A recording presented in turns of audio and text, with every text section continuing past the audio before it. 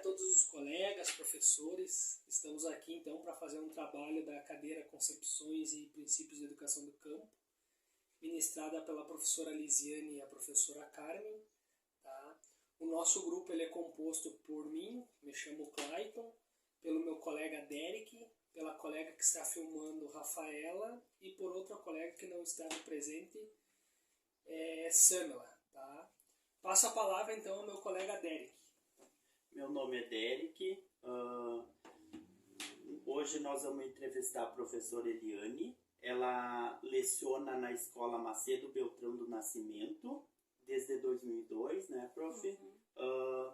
Tem uma experiência já foi diretora, né, vice-diretora, coordenadora, né, formada em pedagogia, né, sim, e tem especialização em supervisão, orientação escolar. Isso, tá. E qual sua idade? 42 anos. 42 anos. Qual a idade que começou a lecionar? Eu tinha 21. 21 anos, bem nova. Daí, o que perguntava ali?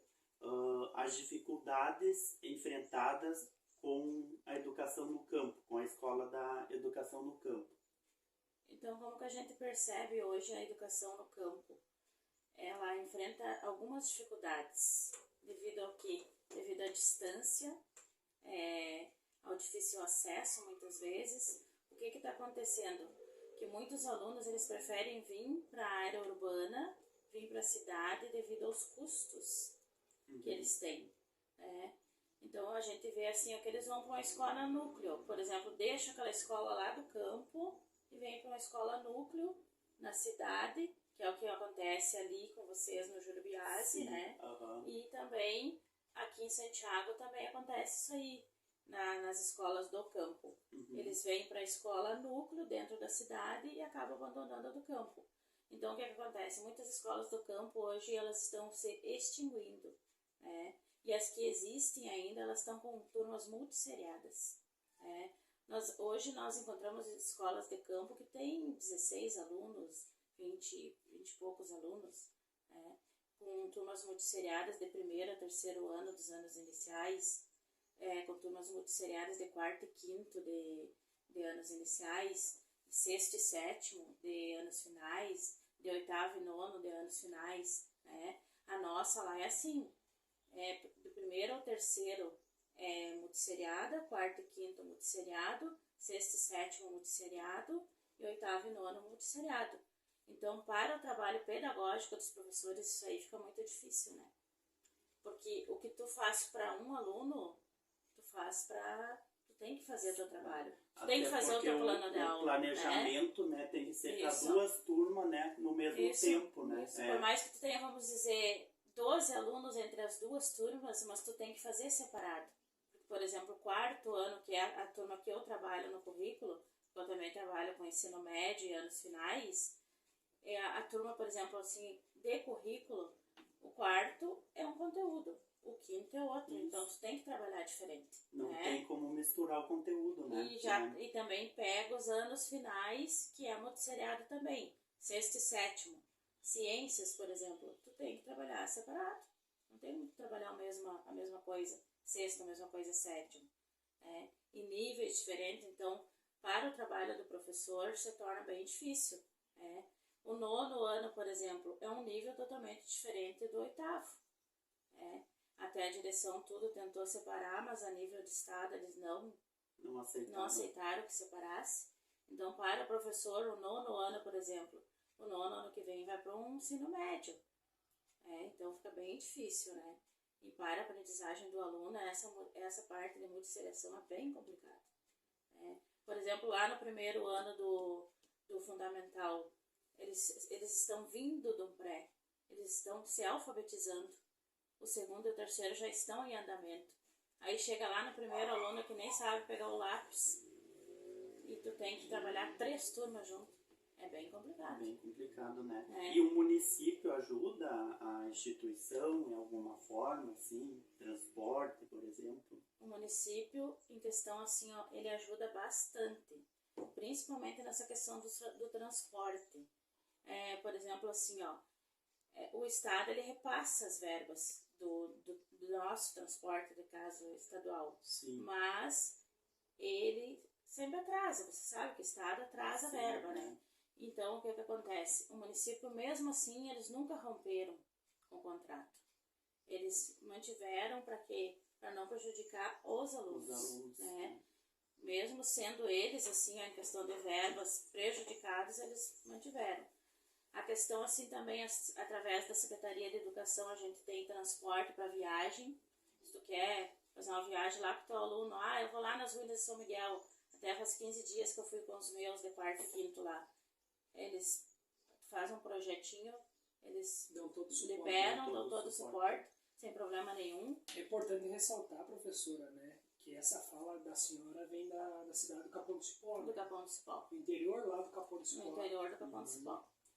E não foi feita uma extensão da escola, né, que passou a ter um ensino médio na cidade, isso. né? Também. Aí a nossa, assim, ó, eu ia falar em questão do nosso município. Por que as nossas escolas hoje ainda existem, as nossas de estado, que ainda não se extinguiram? Tipo, a gente vê aqui no município de Santiago. Porque a nossa é a única de ensino médio que tem, né? Sim. Aí até foi feita uma extensão da nossa lá na área urbana. Aí a nossa continua lá, que é o polo, a unidade, e foi feita uma unidade 2, uma extensão lá na área urbana. Essa extensão é para o ensino médio. É para ensino médio, somente para médio. E tem mais duas que funcionam em assentamento. Então, por isso que essas 3 se mantêm no Capão do Cipó. Porque elas são diferenciadas, 2 assentamentos e uma de ensino médio. E fundamental, o município só pode ter o ensino fundamental, né? Só. E educação infantil, né? Sim. Daí tem a escola Júlio Biasi, que é urbana, né? Que daí atende até o 9º ano, Até né? o 9º ano. É. Do 1º ao 9º ano. E no caso nós lá, o estado ele cede uma sala de aula, que daí lá funciona, o município funciona pré e jardim, educação infantil daí. Mas daí é tudo do município, o estado só cede o espaço. É tudo, o profissional é tudo do município. A mão de obra é municipal, A mão de obra a é parte municipal. física é estadual. Tá. Isso aí. E em relação a essa extensão da escola, teve algumas resistências, né? Teve. Por a comunidade do Caruvi, Por parte né? da comunidade e da direção. E como a senhora vê, foi uma vantagem ou foi uma desvantagem essa extensão ter a escola de ensino médio na sede do município? Para a comunidade do Caruvi? Para a comunidade do Caruvi. Não foi vantagem. Não foi. Não. Porque eles têm que se Porque deslocar, assim, ó, né? o que eu vejo assim, ó, esse ensino médio, quando eu cheguei lá, ele recém tinha sido criado. Ele estava recém nas primeiras turmas, sabe? Porque iniciou assim, o primeiro, daí depois outro ano o segundo, depois o terceiro e assim foi indo. Foi uma luta de toda a comunidade, Sim, né? Tu te lembra? Sim, tu era, eu fui aluno. foi aluno. Então assim, ó, cada prédio que tem, a comunidade ajudou a construir, sabe? Então assim, eu não vejo assim, ó, que foi uma vantagem. Uhum. Claro, a maioria dos alunos do médio é da área de lá, da área urbana, né? A gente não tira o direito deles também. Só que assim, ó, a nossa escola tem toda uma infraestrutura. A comunidade perdeu muito por A comunidade perdeu. Por todo o trabalho desenvolvido por anos, aquele projeto. E a nossa escola tem toda uma infraestrutura com ginásio fechado, com tudo, né? Então assim, ó, ela é estruturada para aquilo ali. Exatamente. Porque assim, os professores lá continuaram os mesmos, né? Só mudou de local, né? De prédio, no caso. Por quantos anos, professora, você trabalha lá na escola? 21. 21 anos. Uhum. Nesses 21 anos, a senhora notou algum ponto positivo, alguma melhora perante o Estado, perante o município, assim, que trouxe, assim, ó, a gente tem esperança que vai progredir esse caminho, ou estagnou, ou nesse percurso piorou a situação? No seu ponto de vista, no seu dia a dia, com os professores, com alunos que a senhora conversa e convive, a senhora notou uma melhora nesse tempo que a senhora trabalha lá e convive, ou a senhora notou que o tempo parou ou atrasou, né, em questão de recurso, em questão do olhar de município, do olhar de Estado, da máquina pública? Você sabe que a questão de estado e município não é fácil verbas, né? Principalmente estado, eu acho pior ainda, né? Mas assim, ó, eu vejo que teve uma melhora, principalmente nessa parte tecnológica. Foi investido bastante nisso. Porque até os Chromes, né, que os alunos ganharam, foi bastante, um por aluno do médio. E daí os do fundamental podem usar também. Essa parte, assim, ó, hoje a nossa escola, todas as salas têm internet. Ar-condicionado em todas, né? Então, nessa parte eu vejo que melhorou. Na parte física teve uma melhora. Na parte física. Só que o que acontece, assim, em questão da parte pessoal, do profissional, dos professores, é muito desvalorizado. Né? Nós não temos aquele suporte, falta um suporte para nós. Porque, por exemplo, assim, ó, eu tenho anos iniciais, também trabalho com médio, sociologia, filosofia, trabalho ciência. Esse ano eu trabalho várias disciplinas, médio e fundamental. Principalmente assim, ó, na parte assim, ó, que nós temos alunos que vêm com problema e a gente tem que incluir. Tem a lei que nós temos que incluir ele em sala de aula regular. Né? E a gente não tem esse suporte. Então a escola não possui tipo um atendente educacional especializado? Eles têm, a nossa tem a EE. Mas assim, ó, um suporte para ti, por exemplo, lá na sala de aula. Para ti, por exemplo, assim, tu saber que tu vai pro teu recreio e tu não vai ter problema com aquele aluno. Vai acompanhar um monitor. Teria que ter um monitor com o aluno deficiente, né? Isso aí. Esse suporte que falta bastante para nós. E a questão da desvalorização também da nossa parte de salário, né? Salário, né? É complicado também. Porque eu sempre digo, se nós for trabalhar pelo que nós ganhamos, a gente não trabalha. Porque eu sempre assim, ó, fui assim, ó, tentar esquecer essa parte e tentar fazer sempre um bom trabalho em prol dos alunos, Pensando nos alunos. Sempre. Eu penso assim. Professora, nós temos mais alguns questionamentos, né, de suma importância sobre o trabalho para agregar valor no nosso trabalho também. Eu gostaria de saber da senhora que visão que a senhora teve com os estudantes, professores, município, estado, dentro dessa nossa conversa, nessa época pandêmica, né? Nós passamos por mais de 2 anos com situações difíceis, com o coronavírus, né? Como que foi lá? Como que foi essa parte emocional? Como que o estado, o município, os professores, os alunos, como que foram assistidos? É assim, ó, nós nos viramos por conta, vamos dizer assim, né? Cada um elaborava o seu material. Eu pegava, às vezes, xerocava aqui em Santiago ou na escola, pegava o meu carro e saía distribuir na casa de todos os alunos. O município tentou com alguma ajuda? Não. O estado? Não. E estado também não, questão de locomoção, de nada. A gente dava as aulas online também. Na época veio os Chrome para nós, né? Ali logo que iniciou. Não, levou 6 meses para depois virem os Chromebook. E aí a gente dava aula online por ali. Mas em questão assim, ó, de assistência ao aluno, era nós. De distribuir material, era nós. Não.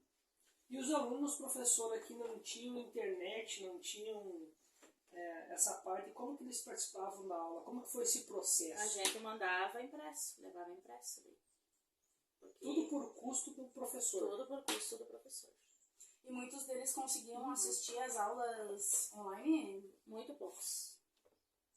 Muito poucos. Eu lembro que na época eu não trabalhava com médio, na época da pandemia. Eu tinha só currículo, 40 de currículo. E muito poucos entravam ali, né? Até porque eles eram pequenos mesmo. E aí a assistência era tudo pessoal, assim. Aí eu marcava lá um determinado lugar, porque é grande, o Derek conhece, a extensão é muito grande do nosso... Eu ia lá e fazia tantos quilômetros com o meu carro, tudo por minha conta e entregando material. E todos os professores faziam isso ou só a senhora? De sair entregar? Não, de sair só entregar eu. só? A maioria eu deixava ali na escola, daí se ia pegar ia, se não pegava... E E esses alunos hoje, professora, após passar esse período pandêmico, o retorno deles à sala de aula, como que está essa gradatividade de educação deles? A questão de conhecimento, né? Isso. Como que ficou hoje? Voltaram com bastante dificuldade. Né? O ano passado a gente voltou já na metade, né?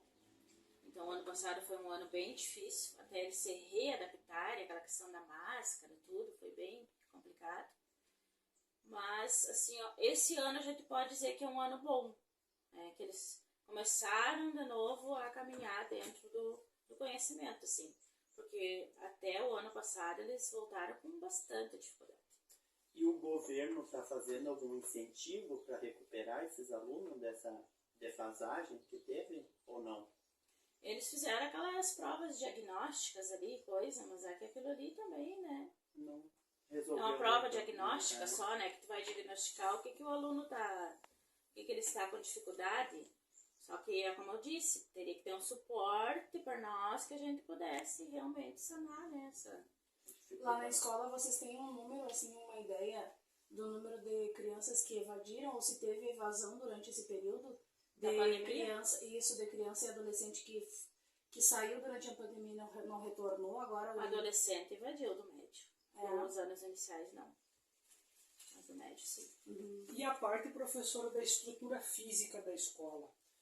A manutenção da escola, porque a gente sabe que com a escola urbana na cidade tem um custo de manutenção. Sim. Penso eu, com a escola no campo, o custo é maior. Né?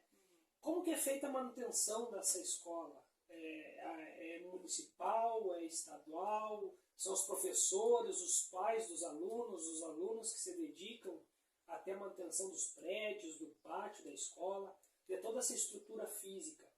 Como que ela é feita e como que foi feita na pandemia? Vem as verbas, né? Vem as verbas de quadrimestre. Também vem as verbas que é diretamente que vem do Banco do Brasil, diretamente para o CPM, que também é para infraestrutura. Mas não é uma verba que tu possa dizer, eu vou reformar uma sala, né? Seria um valor simbólico. Um valor simbólico para dar uma ajuda, né? E tem pessoas dentro da escola hoje para fazer essa manutenção? Aí que a senhora trabalha lá da escola? Não, aí tem que contratar alguém, no caso, uma firma que tenha... Terceirizada, que tenha a documentação, tudo certinho, porque daí tem que ter tudo certo para poder passar na prestação de contas, né? E o CPM também ajuda bastante, né? Porque daí eles fazem festividades para ter uma verba para poder fazer essas manutenções que tu não... Vamos lá, estragou uma torneira, tu não vai chamar uma firma para arrumar aquela torneira, né? Tem uma pergunta para a senhora voltada mais para a questão dos alunos, de fato. Eu gostaria de saber como é que a senhora enxerga, ao longo desses mais de 20 anos de magistério numa escola do campo, como é que a senhora enxerga a questão do comportamento das crianças com relação a permanecer no campo ou sair do campo, né? Nos anos iniciais deve ser uma ideia e no ensino médio outra, né? Eu queria que se a senhora puder falar sobre essas duas fases, né? Essas duas etapas de ensino e como é que a senhora enxerga essas crianças e esses adolescentes com relação ao campo. Eu vejo assim, lá no início da minha carreira, logo que eu entrei, os jovens tinham uma visão, né?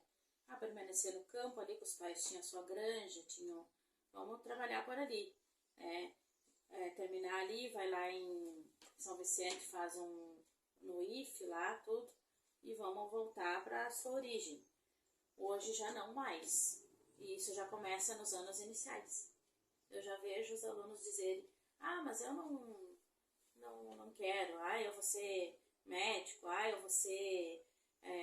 nada voltado para a área dali, sabe, do campo, eu vejo que eles dizem. E também o médico, devido assim, porque a nossa cidade lá é pequena, né? Então, questão assim de emprego não tem muito para jovens, sabe? Ou é a prefeitura, ou é servente de pedreiro, ou é granja, ou é mais ou menos por aí. Então, o que a gente vê? Muito jovem saindo. indo para Bento Gonçalves, né? Indo para Caxias, que tem grandes polo de emprego, empresas, indústrias. Né? Então a gente vê bastante isso aí lá. E logo que eu iniciei a minha carreira lá, a gente não via tanto isso aí. Só que agora a gente vê. E desde os anos iniciais a gente vendo já que os jovens querem sair. É uma questão financeira, então você enxerga como uma questão financeira? Ou uma questão de independência? Eu vejo mais como independência. A questão assim, porque eu quero ir para o movimento, eu quero ir para o urbano. Mas eu vejo mais como esse lado. E a parte dos jovens mesmo, que nós temos lá de média, a gente já tem com 18, tem jovens com 20 e poucos anos já que estudam no noturno. Essa parte daí financeira, aí sim. E a escola possui EJA, Educação de Jovens e Adultos? Não. Só o ensino médio mesmo. Só o regular. Diurno e noturno. Então tem bastante aluno com essa diferença de idade série? Tem. No ensino médio? Tem no médio, sim. No noturno? No noturno. Nos anos iniciais também tem? Idade séria também tem. Talvez se tivesse o EJA, né, não ia ter esses alunos, né, atrasados, né? Não, porque daí, no caso eu colocaria no EJA. O EJA que é mais rápido, né? Mas não realiza nenhum trabalho dentro dessa comunidade lá, isoladamente? Tipo com as oficinas, porque isso... a gente foi no IFE uma vez e tava a gurizada lá de vocês lá junto com a gente. E aí eles ficaram encantados, assim, com a questão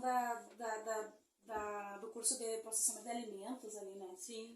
De geleia, sabe? E aí é a primeira coisa que tu pensa na educação do campo, né? Se isso pudesse uma indústria de pão, uma agroindústria, né? De salame, de embutidos. Nossa, ia ser incrível. Isso de mel. De mel. Seria uma...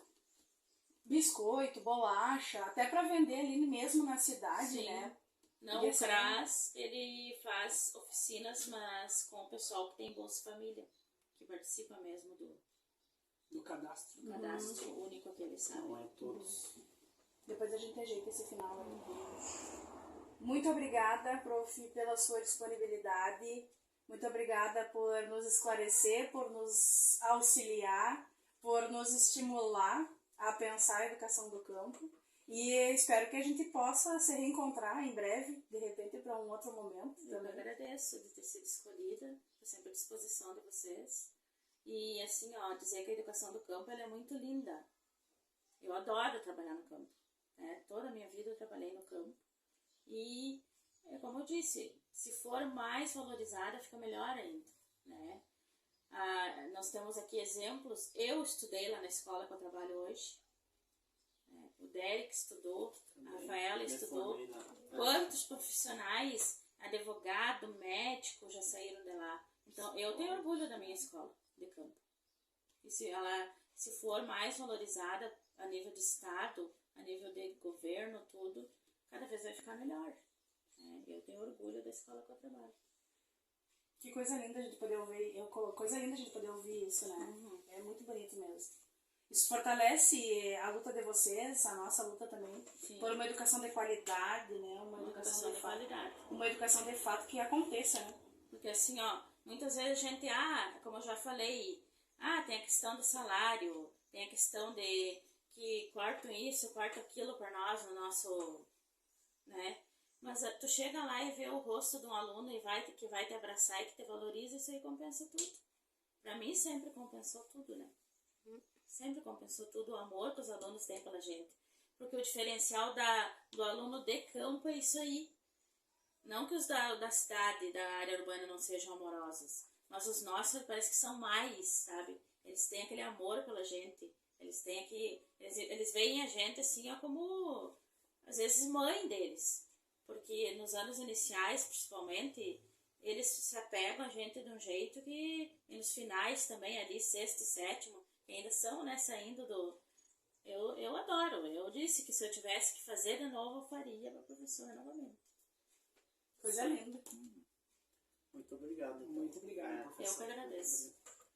E para a gente encaminhar a finalização da nossa entrevista, e nós somos extremamente gratos já de antemão, né, pela sua disponibilidade, nós gostaríamos de saber quais são as suas perspectivas com relação à educação do campo, com relação a esses jovens que estão no campo, nas escolas do campo, ou na sua escola no momento.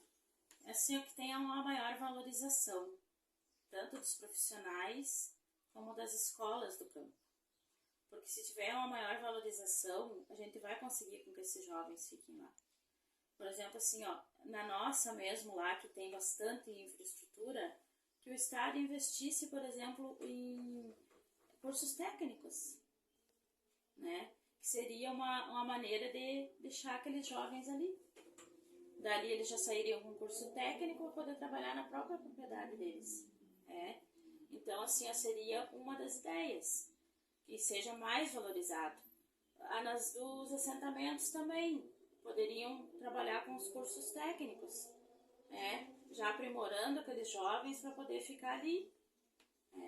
Então, isso seria uma melhora que o Estado, a nível do Estado, poderia ser feito, né?